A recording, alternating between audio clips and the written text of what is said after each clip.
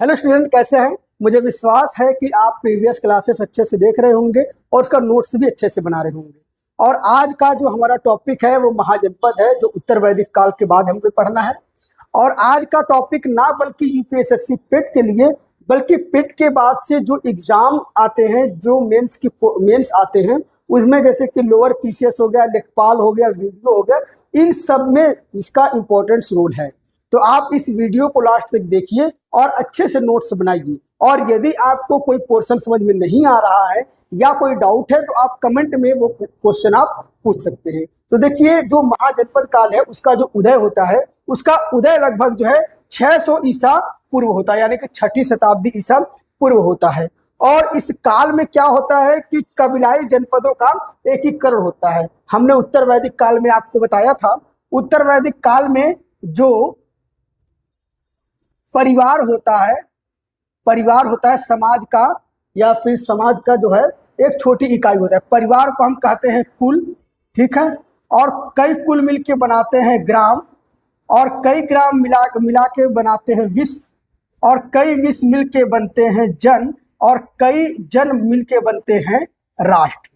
तो ध्यान देने वाली बात है कि जो है कुल, ग्राम और विश्व के बाद जो जन बना, जन मतलब जनपद, जो जन मतलब जनपद, कई जन मिला। जन मतलब क्या, कबीलों का जो समूह था उसको जन कहते थे, कई कबीलों का समूह जन कहते थे।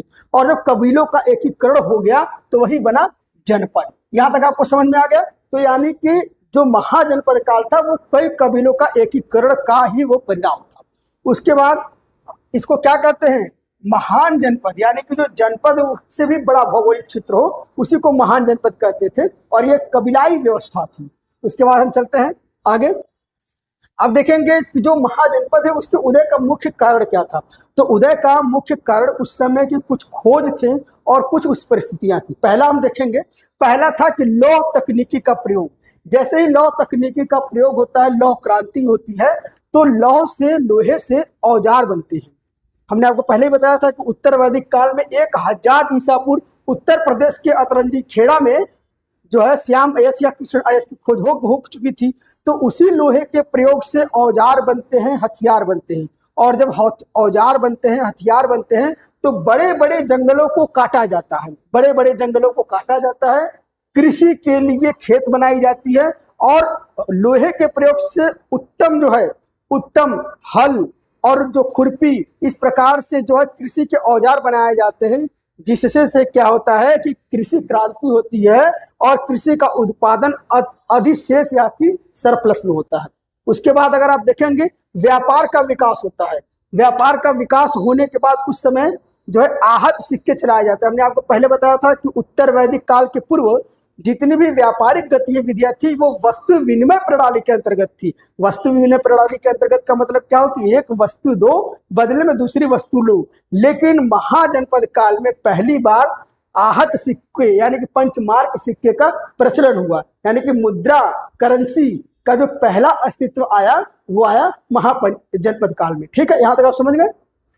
उसके बाद हम चलेंगे कि एक कारण ये था कि कबीलाई पतन हो गया। पहले क्या होता था कि कबीले में लोग रहते थे और कबीले का जो नेता होता था वो किसके नेतृत्व में काम करता था, वो कबीले के नेतृत्व में काम करता था, वो कबीले के लिए उत्तरदायी होता था। लेकिन जब कबीले का पतन हो गया तो उसके साम्राज्य का विस्तार हुआ। कबीले का पतन का ये मतलब नहीं कि उसका कबीला खत्म हो गया, इसका मतलब ये कि कई कबीलों का विलय हो गया और उसका स्वयं का अस्तित्व समाप्त होकर वो भौगोलिक स्तर पर विस्तार कर दिया। तो कबीले का पतन हो गया, कबीलाई पतन हो गया।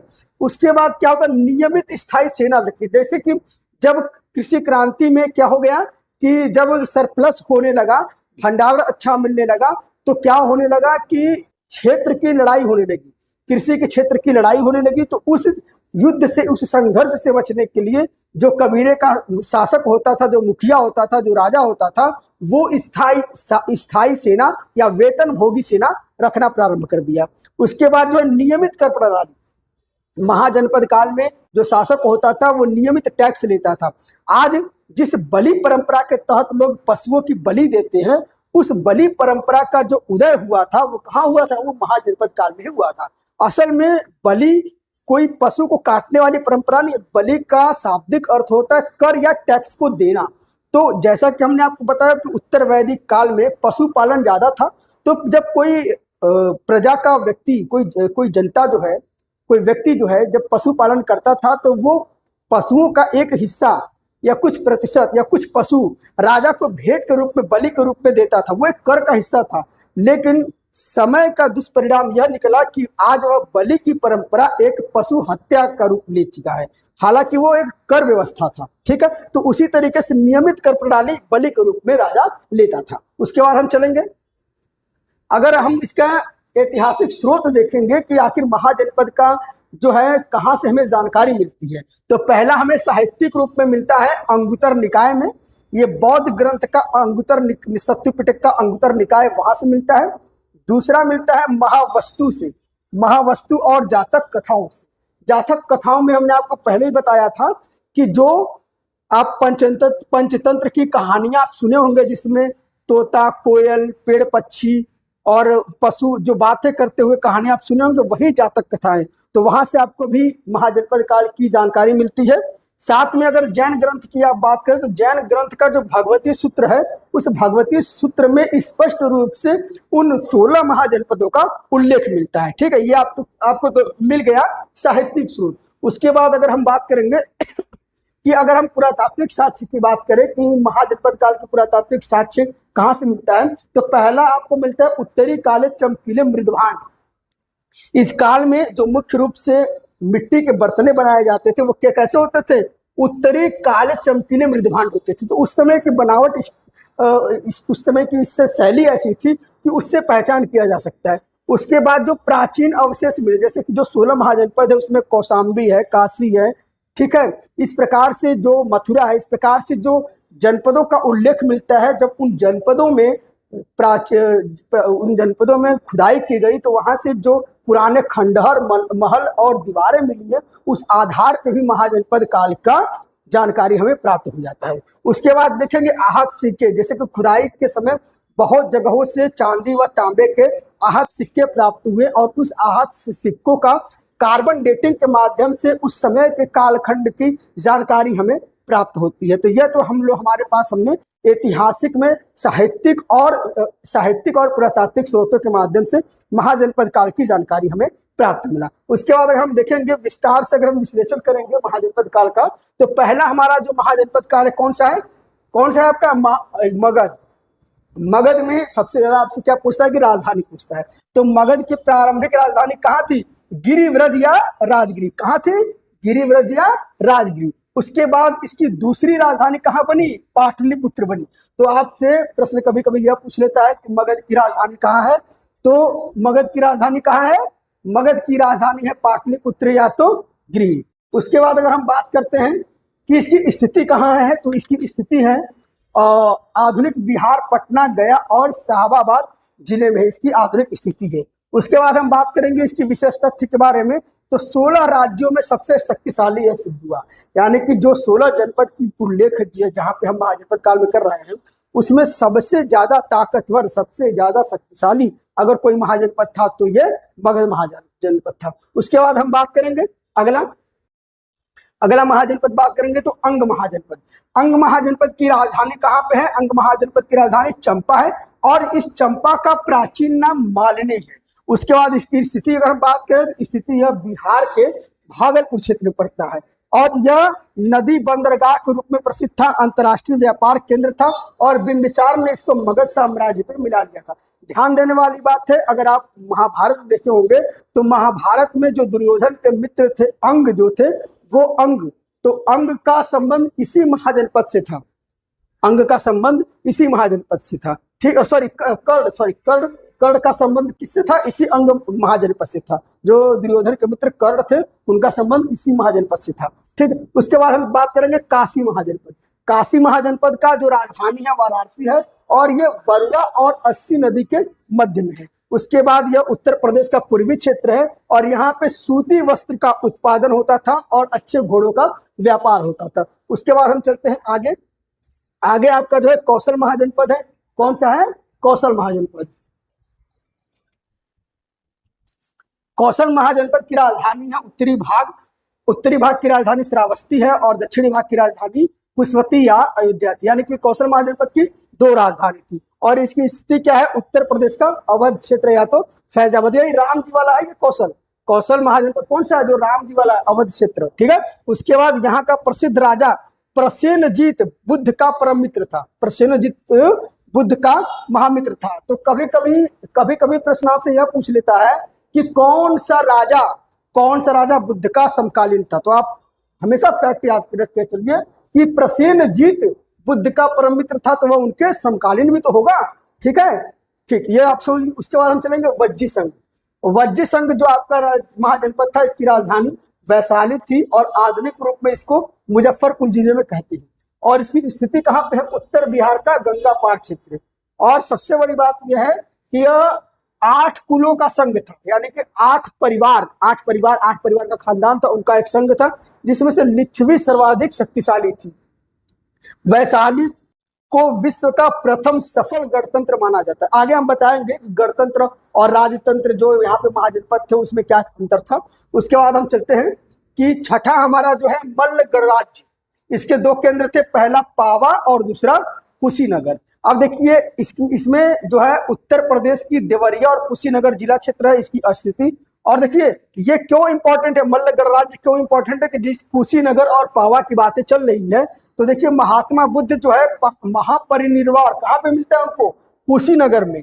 और महावीर स्वामी को निर्वाण कहाँ मिलता है, पावा में मिलता है। तो इसकी 2 जो राजधानियां हैं, पहला क्या है पावा और दूसरा कुशीनगर। तो कुशीनगर का संबंध किससे है, कुशीनगर का संबंध का है महात्मा बुद्ध के महापरिनिर्वाण से है। और पावा का संबंध किससे है, महावीर स्वामी के निर्वाण से है। अब देखिए महापरिनिर्वाण मतलब क्या होता है कि जब महात्मा बुद्ध अपनी अंतिम सांस लिए उसको महापरिनिर्वाण कहते हैं।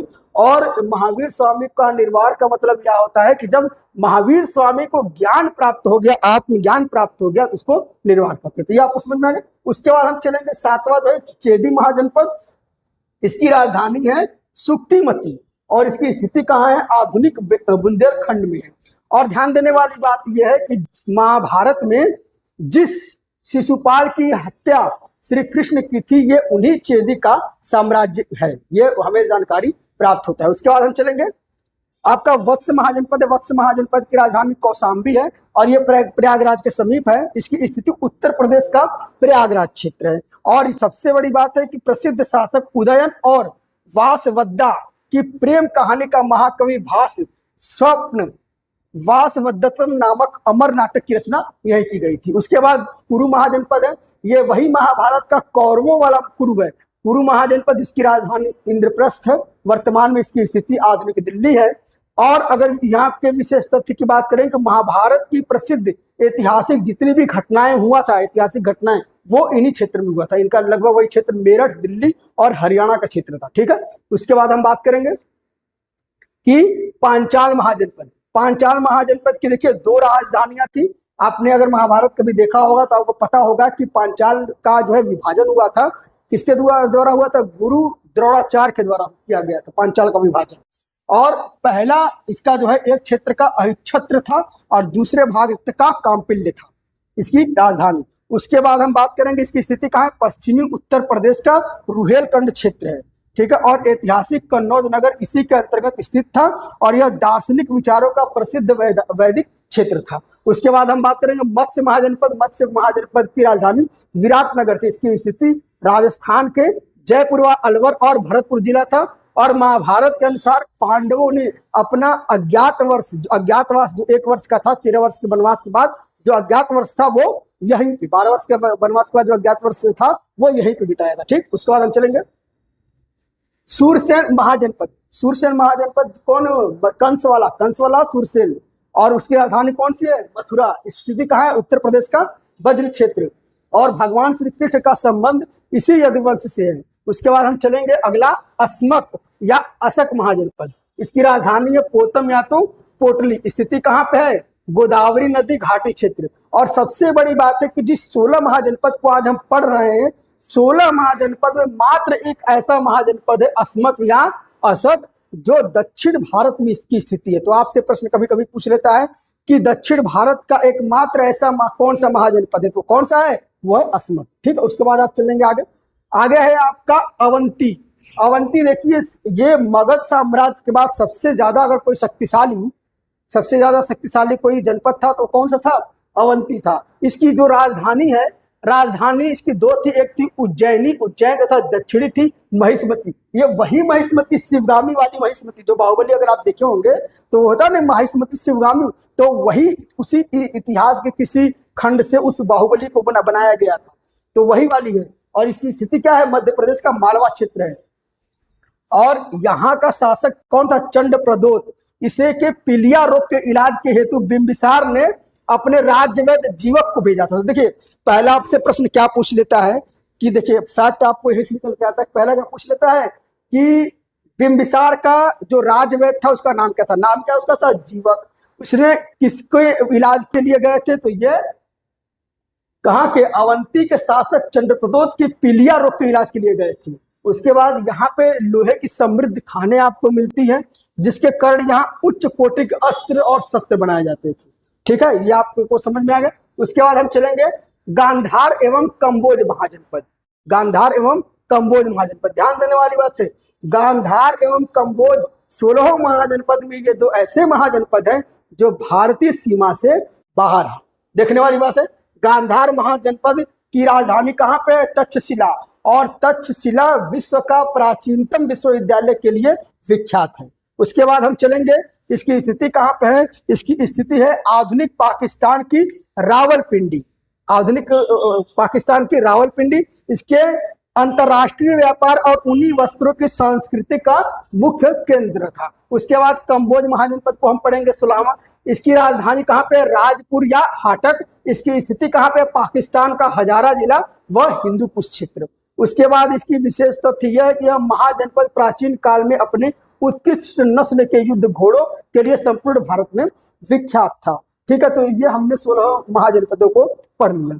उसके बाद हम चलेंगे आगे, हम चलेंगे अगर हम एक तरीके से क्वेश्चन आपसे पूछ लेता है कि उत्तर प्रदेश के कौन से राज्य में 16 महाजनपद के क्षेत्र थे, इस प्रकार से प्रश्न आपसे एग्जाम में पूछ लेता है, तो आप एक डायग्राम के रूप में आप पेपर में नोट कर लीजिएगा कि सबसे ज्यादा भौगोलिक क्षेत्र जो 16 महाजनपद का था वो आपके उत्तर प्रदेश में था। उत्तर प्रदेश में सबसे ज्यादा जो है 8 महाजनपद पाए जाते थे, काशी, कौशल, मल्ल, चेदी, वत्स, पांचाल, सूरसेन व कुरु। उसके बाद दूसरे नंबर पे आता है बिहार। बिहार में आपके 3 राज्य पाए जाते हैं, 3 महाजनपद पाए जाते थे, मगध, अंग और वज्जी संघ। उसके बाद मध्य प्रदेश में एक राज्य है अवंती। उसके बाद राजस्थान में एक राज्य मत्स्य। उसके बाद दक्षिण भारत में एक राज्य है अस्मक। और भारत की सीमा के बाहर 2 राज्य हैं, गांधार और कंबोज। तो कभी कभी आपसे प्रश्न इसमें से फैक्ट ये पूछ लेता है कि भारत की सीमा के बाहर कौन कौन से महाजनपद थे। कभी कभी आपसे प्रश्न यह पूछ लेता है कि दक्षिण भारत का कौन सा जनपद है। तो इस प्रकार से प्रश्न आपसे कभी कभी पूछ लेता है। उसके बाद हम आगे चलते हैं कि जो मगध साम्राज्य था उसकी शासन प्रणाली का कैसे विस्तार हुआ, उसके मगध का कैसे उत्कर्ष हुआ। तो अगर हम देखेंगे, पहला ये देखेंगे राजतंत्र और गणतंत्र में मुख्य अंतर। हमने आपको पहले बताया था कि कुछ महाजनपदों में राजतंत्र, कुछ महाजनपदों में गणतंत्र था। तो अगर हम ये बात करेंगे कि शासन की सर्वोच्चता के आधार पर अगर हम बात करें तो राजतंत्र में कौन होता था? राजा के पास ही सर्वशक्ति सभी शक्ति होती है। वहीं गणतंत्र में या गण संघ में जो कबीले के द्वारा या कुलीन वर्ग के द्वारा जो संघ था, जो परिषद था, उसके पास मुख्य शक्ति होती थी। जो राजा होता था वो एक प्रतीकात्मक शक्ति होती थी। सारा निर्णय कौन लेता था? वो संघ लेता था। ठीक, उसके बाद हम बात करेंगे उत्तराधिकारी की व्यवस्था। इसमें राजतंत्र में राजा का बेटा ही राजा बनता था और गणतंत्र में चुनाव होता था, चयन प्रक्रिया से राजा चुना जाता था। राजा को अपनी योग्यता कबीले के सामने या अपने राज्य के सामने सिद्ध करनी पड़ती थी, तब वो राजा बनता था। ठीक, उसके बाद निर्णय की प्रक्रिया, राजा का निर्णय अंतिम निर्णय होता था। ठीक है, मंत्रियों की सलाह कोई बाध्यकारी नहीं होती थी। लेकिन जो है गणतंत्र में संथागार को असेंबली कहा जाता था, यानी कि जहां पे गणतंत्र होता था वहां पे असेंबली के माध्यम से वोटिंग होता था और असेंबली का जो निर्णय होता था उसी को राजा को मानना पड़ता था। अगर हम बात करते हैं इसके सैन्य संगठन की, तो जो राजतंत्र में होता था वो हमेशा अपने क्षेत्र के विस्तार के लिए दूसरे महाजनपदों से युद्ध लड़ने के लिए हमेशा स्थायी सेना रखता था, क्योंकि अक्सर उसे डर रहता था कि अगर वो ज्यादा तानाशाही करेगा तो प्रजा ही जो है संघर्ष कर प्रजा ही उनके विरोध कर देगी, इसलिए वो हमेशा स्थायी सेना रखते थे। उसके साथ ही अगर हम गणतंत्र की बात करें तो कबीला का जो सरदार होता था, कबीले का जो सरदार होता था, वो संयुक्त रूप से सैन्य टुकड़ियां लेकर चलता था और वो कबीले के लोग ही रहते थे। उसके बाद अगर हम बात करेंगे कि इसका उदाहरण क्या है, मगध, कौशल, वत्स, अवंती राजतंत्र का उदाहरण है। वही गणतंत्र में मात्र 2 राज्य हैं, एक है वज्जी संघ, दूसरा है मल्ल संघ। ठीक है, इसके बाद यहां तक आपको समझ में आ गया। उसके बाद हम देखेंगे कि बुद्ध के समय के प्रमुख गणतंत्र कौन से, यानी कि बुद्ध का संबंध जिन जिन गणतंत्रों से है वो है, पहला आपका क्या है, वज्जी व मल्ल संघ। यहाँ पे लोकतांत्रिक मूल्य सर्वाधिक प्राचीन मिलते हैं। उसके बाद शाक्य व कोल्य के गणराज्य थे, यहाँ पे भी बुद्ध का जन्म हुआ और यहाँ से बुद्ध का पुराना संबंध है। उसके बाद संथागार प्रणाली, संथागार प्रणाली को समझिए। संथागार प्रणाली का मतलब होता है एक असेंबली होता था जिसमें कबीले के बुद्धिजीवी लोग रहते थे, जिसके निर्णय और मतदान के अनुसार राजा अपना शासन प्रणाली का निर्णय लेता था। तो ये आप समझिए संथागार प्रणाली। कभी कभी आपसे प्रश्न पूछ लेता है कि संथागार प्रणाली क्या होता था। उसके बाद हम चलेंगे आगे चलेंगे। एक तरीके से एक मोटी मोटा आप देख लीजिए कि कौन कौन से शासकों ने यहाँ पे शासन किया, कौन कौन सा वंश चला। तो पहला आपका हर्यक वंश रहा। हर्यक वंश का संस्थापक कौन था, बिंबिसार था, और इसका शासन चला 544 से 412 ईसा पूर्व। उसके बाद रहते हैं शिशुनाग वंश, जो नाग वंश की स्थापना करते हैं, और इन्होंने शासन किया 412 से 344 ईसा पूर्व। अंत में था नंद वंश। अंत में कौन था, नंद वंश, जिन्होंने 344 से 322 बीसी तक जो है शासन किया। और महापदम नंद ने एक राष्ट्र की उपाधि के तहत ये नंद वंश की स्थापना किया। उसके बाद चंद्रगुप्त मौर्य ने महापदम नंद की हत्या करके अखंड भारत के लिए प्रथम मौर्य साम्राज्य की स्थापना किया। तो यह इन राजाओं के बारे में हम विशेष रूप से महाजनपद के द्वितीय पार्ट में हम पढ़ेंगे। बस ये आपको एज अ फैक्ट के रूप में बता दिए कि जैसे आपको नोट्स बनाने में, समझने में कोई दिक्कत ना हो। उसके बाद हम चलेंगे आगे हम देखेंगे कि भौगोलिक विश्लेषण अगर हम देख लें कि किस राज्य में सबसे ज्यादा महाजनपद के लोग थे, तो देखिए उत्तर प्रदेश में गंगा यमुना का जो दोआब था, वहां पे लगभग जो है 8 राज्य के लोग निवास कर 8 महाजनपद के लोग निवास करते थे, लगभग 50%। बिहार के लोग 3 राज्य के निवास करते थे, तो लगभग 18.75%। मध्य प्रदेश और राजस्थान में 2 राज्य 12.5%। भारत की सीमा के बाहर 2 राज्य कौन था, गांधार और कंबोज, 12.5%। और दक्षिण भारत में एक था जो कहते थे अवंती। कौन था, अवंती नहीं, अस्मक था, वो क्या था, 6.25%। तो ये कभी कभी से आपसे एज अ विवादित प्रश्न के रूप में परसेंटेज पूछ लेता है, तो हमने इस डायग्राम को भी हमने समाहित कर लिया कि कम से कम आपको फैक्ट याद करने में कोई दिक्कत ना हो। उसके बाद हम बात करेंगे कि जो मगध साम्राज्य था, आखिर मगध साम्राज्य के इतने विस्तार करने में, ताकतवर बनने में क्या मुख्य योगदान था। तो पहला यह था कि सुरक्षित भौगोलिक और दुर्ग स्थिति, यानी कि जो मगध था वहां पे क्या था, दुर्ग के हिसाब से सुरक्षित किया गया था। उसके बाद उस क्षेत्र में, झारखंड में लोहे के खान और सोने के खान प्रचुर मात्रा में उपलब्ध थे, जिससे वहां पे हथियार बना, जिससे वहां में उन्नत औजारें बनी, जिससे वहां पे कृषि क्रांति हुआ और युद्ध लड़ा गया अच्छे हथियारों के आधार पर। इसलिए मगध के विस्तार करने में ये दोनों सहायक थे। उसके बाद वहां पे विशाल हाथियां पाई जाती थी, तो विशाल हाथियों का युद्ध में प्रयोग किया गया।